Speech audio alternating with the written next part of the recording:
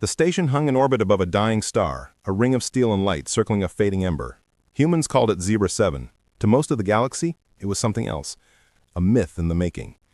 Inside the observation deck, General Mork's reflection stared back at him from the glass, a battle-hardened predator with eyes dulled by too many wars. Yet even he couldn't look away from what played out below, a training ground unlike any the galaxy had ever seen. Down on the arena floor, young predators from 17 species moved together in perfect coordination, growls, screeches, and laughter blending with something almost musical. Human instructors watched from the sidelines, not as commanders, but as teachers. This place was meant to forge killers, Mork muttered. Instead, they're building protectors. Matriarch Thesara stepped beside him, her tall frame silhouetted against the burning starlight. A forge is still a forge, she said quietly. It just depends what you temper inside it. Across the room, Dr. Shao worked over a holotable, data streaming around her like blue mist. General, long-range sensors has detected 17 more ships entering the sector, all transmitting parental identification codes. Mork frowned. Parents? They're coming, Thesara confirmed, to retrieve their young and to see what the humans have done. Outside the viewport, ships of every shape and color began to emerge from hyperspace, hulking beasts of war, now arriving not for battle, but for their children. Mork folded his arms, uneasy. They'll come expecting soldiers. Dr. Shao's gaze never left the glass. Then let them see what real strength looks like. A sudden alert flickered across the console. Energy signatures, docking procedures initiated. Thesara's voice was calm, almost reverent. History has seen 1,000 wars begin in rooms like this, General. But today, we might be watching one end. The first ship locked into place, metal clashing softly in the silence. The air thickened with anticipation. And somewhere far below, a human voice called out across the training field. All right, kids, show them what kindness can do. The docking bay of Station Zebra 7 had never seen this kind of silence. Dozens of species, predators, warriors, hunters, stood shoulder to shoulder as the first transport ship extended its landing bridge. Humans lined the perimeter, calm but alert. Every camera drone hovered in place. Every heartbeat seemed to echo against the steel walls. Then the doors hissed open. A tall figure stepped out first, High Chancellor Vorak of the Hijgemony Council. His ceremonial armor shimmered like liquid fire, and the air around him rippled with energy shielding. Behind him came generals, scientists, diplomats, and parents, predators who ruled empires, now just mothers and fathers searching for their young. Lieutenant Commander Mitchell stepped forward, datapad in one hand, a bright blue juice box in the other. "Welcome to Station Zebra 7, she said, smiling like someone who wasn't remotely intimidated by a room full of warlords. Vorak's voice carried the cold precision of diplomacy. "We come to retrieve our offspring and to discuss reparations for the damages caused during their stay." Mitchell raised an eyebrow. "Damages? The only damage we've had is from all the playground games." She nodded toward the far end of the bay. Every eye turned. And there they were, 47 young aliens standing in perfect formation. Some towered like beasts, others glowed faintly, their bodies made of light or shadow. But all of them stood together, shoulder to shoulder, with human instructors beside them. Then it happened. One of the smaller beings, tiny compared to her father, phased straight through the metal wall and appeared behind the Hijgemony delegation. Instantly, energy weapons materialized in a dozen alien hands. "Pixel," Mitchell called, not even flinching. "What did we say about using doors?"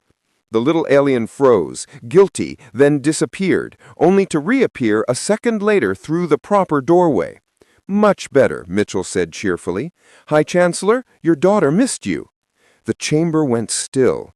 The alien child rushed forward and wrapped her glowing arms around her father's leg, babbling in a flurry of incomprehensible sounds, translated as friends, games, learning, and best teacher pack ever.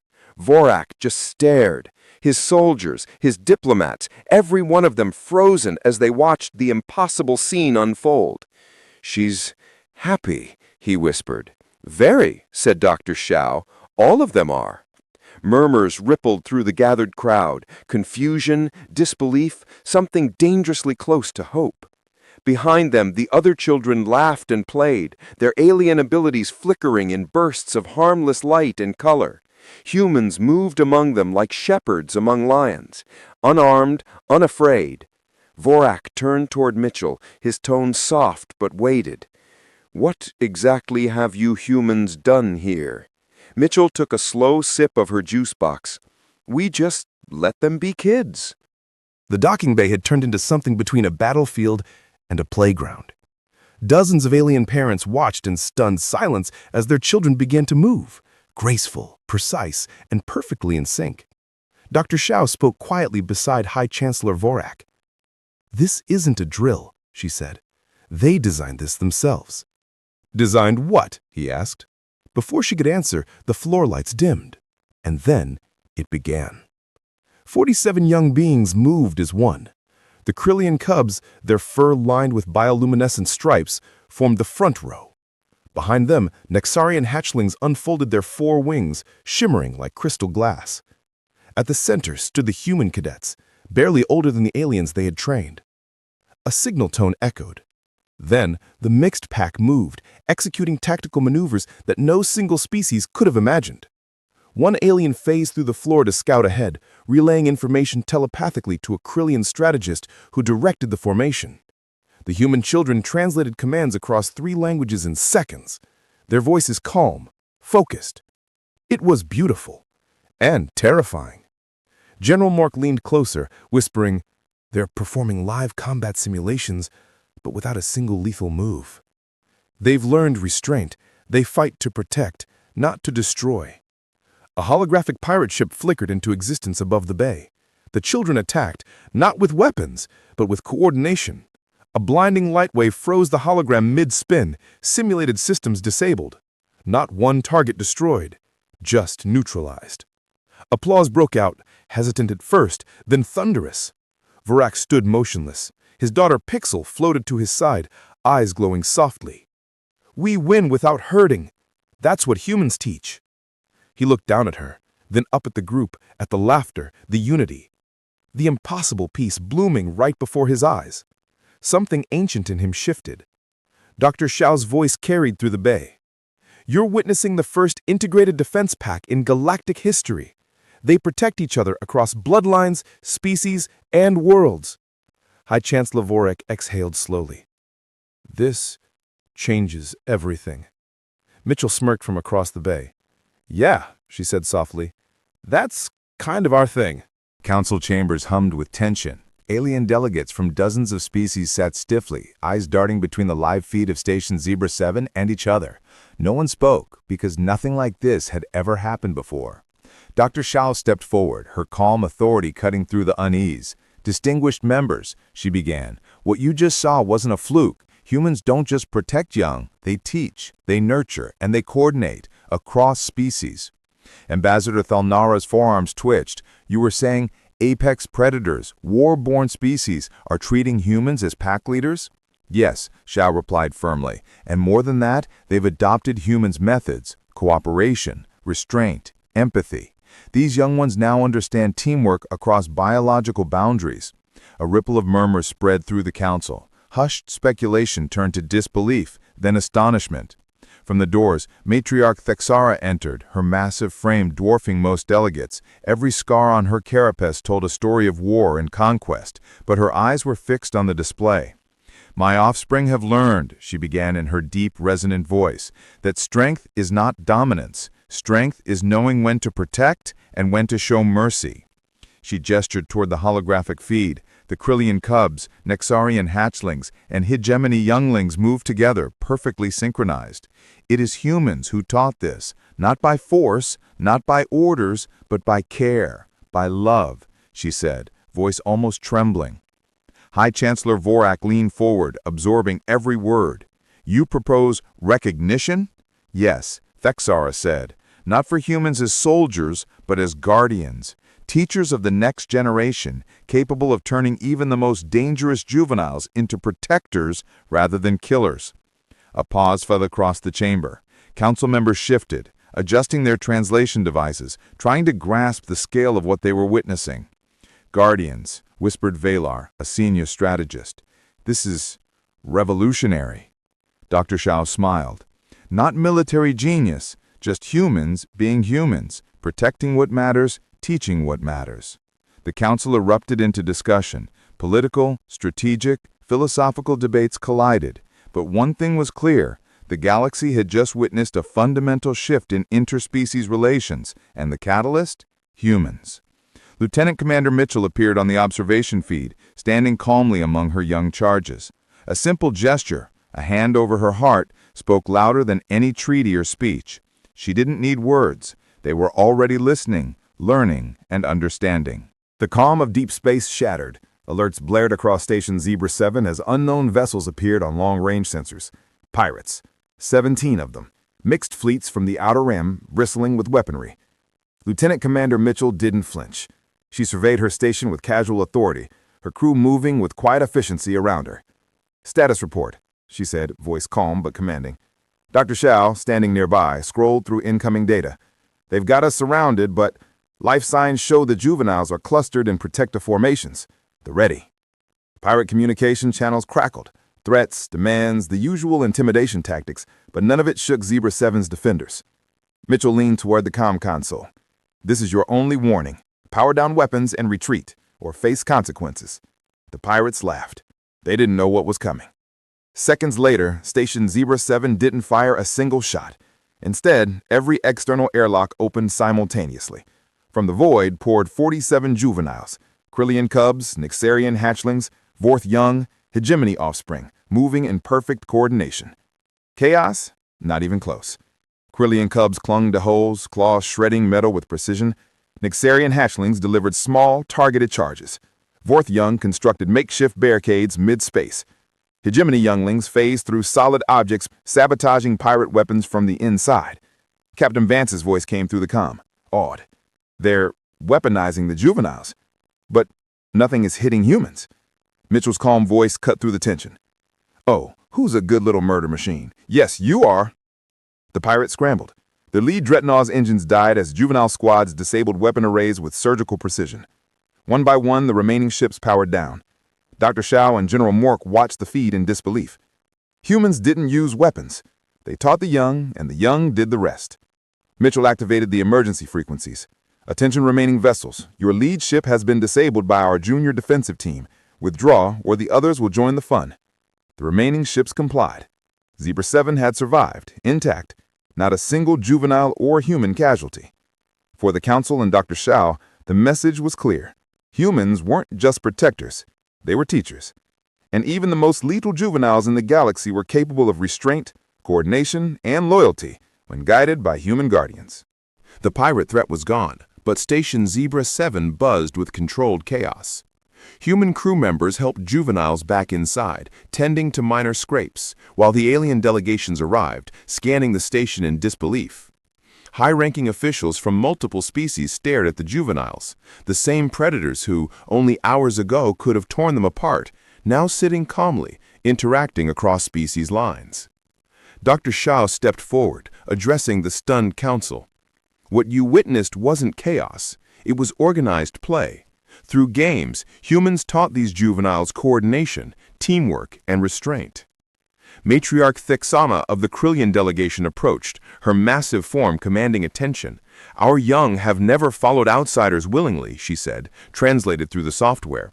"Yet these humans, they made them understand trust, cooperation, and even compassion." Lieutenant Commander Mitchell, still calm and casual despite the council's awe, added, "We didn't train them for war. We guided them to play, and in play, they learned to protect, to work together, to be a pack." The council murmured among themselves. Military strategists, diplomats, and xenobiologists struggled to comprehend the implications. A new form of interspecies cooperation was unfolding, one that relied not on fear or domination, but on trust and guidance. Dr. Shao displayed security footage. Juveniles of different species played together, coordinated their abilities, and even taught each other tactics they had learned naturally or from humans. It was unprecedented. High Chancellor Vorak of the Hijgemony, whose daughter Pixel had been among the defenders, stepped forward, his voice tinged with wonder. "Humans, they don't just protect, they teach, they love, they guide, they turn dangerous beings into family." Mitchell watched the interactions, quietly smiling. The aliens could see it now. The humans hadn't just survived. They had reshaped the next generation. Matriarch Thixara nodded solemnly. This is a new beginning. Our young, our future will remember today, and it is because of humans. Dr. Shao whispered to Mitchell, "You've just rewritten interspecies relations." Mitchell shrugged casually, sipping her drink. "I called it good childcare. The galaxy just gets the side effect." 3 days later, Station Zebra 7's docking bay had been transformed into a festival of interstellar unity. Alien parents from dozens of species arrived, their ships massive, armored, and awe-inspiring. They came not just to collect their young, but to witness the results of the humans' unprecedented guidance. Lieutenant Commander Mitchell stood at the center, datapad in one hand, juice box in the other, casually observing the organized chaos. Human crew members facilitated introductions, ensuring that each juvenile was safely reunited with their family while maintaining their new bonds with peers from other species. Dr. Shao addressed the assembled dignitaries. "These are not mere games. The juveniles have internalized teamwork, coordination, and compassion. They've learned to use their abilities responsibly, even in high-stakes situations." Krillian cubs demonstrated advanced combat formations alongside Nexarian hatchlings. Vorthen young showed off construction techniques alongside human engineers. Hijgemony juveniles phased seamlessly to relay critical information.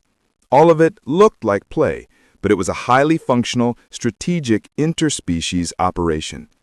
High Chancellor Vorak watched his daughter Pixel interacting with young Krillians. "They consider themselves family?" he whispered. "Yes," Dr. Shao confirmed. "They have formed permanent bonds across species lines. Family, loyalty, and trust, unprecedented in galactic history." Matriarch Thixara stepped forward, addressing the council. "Our young have learned from humans that true strength comes from knowing when not to use power, that protection and love are strengths, not weaknesses. Today, they've proven that interspecies cooperation is possible." Council Resolution 2847 was formally announced. Station Zebra 7 would become the first interspecies youth development program, with humans, led by Lieutenant Commander Mitchell, as teachers, mentors, and guardians. As the aliens departed, juveniles waved tearful goodbyes, promising to maintain their bonds across worlds. Mitchell watched from the observation deck, smiling at the first construction ships arriving to expand the station. "Any regrets?" Dr. Shao asked.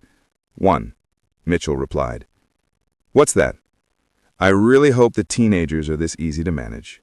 Weeks later, Station Zebra 7 had become unrecognizable. New wings stretched toward the void, training arenas floated in zero-G, and observation decks overlooked intricate coordination exercises. Humans and alien juveniles worked side by side, forming a living, breathing interspecies community.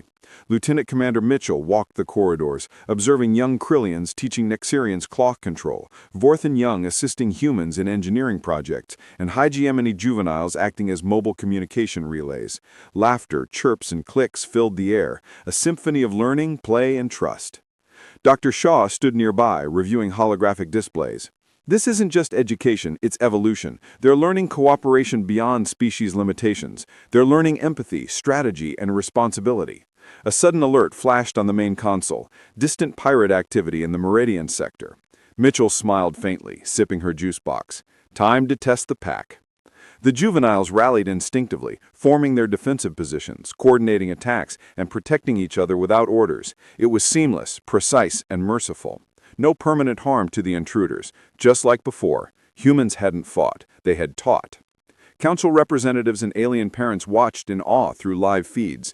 The galaxy had just witnessed a paradigm shift. Beings traditionally bred for war, taught to defend with compassion and unity, not destruction. Pixel, the young Hijgemony girl, looked up at Mitchell. "Do we get to play more?" Mitchell knelt down, ruffling her hair. "Always. That's how leaders learn, Pixel." Dr. Shaw turned to the council on the observation deck. "What you're seeing is not just education, it's evolution. They're learning cooperation beyond species limitations. They're learning empathy, strategy, and responsibility." As stars streaked past outside the viewport, Mitchell whispered to herself, watching the young guardians coordinate effortlessly. "From now on, when anyone needs their young protected, there's only one call to make. Get me a human."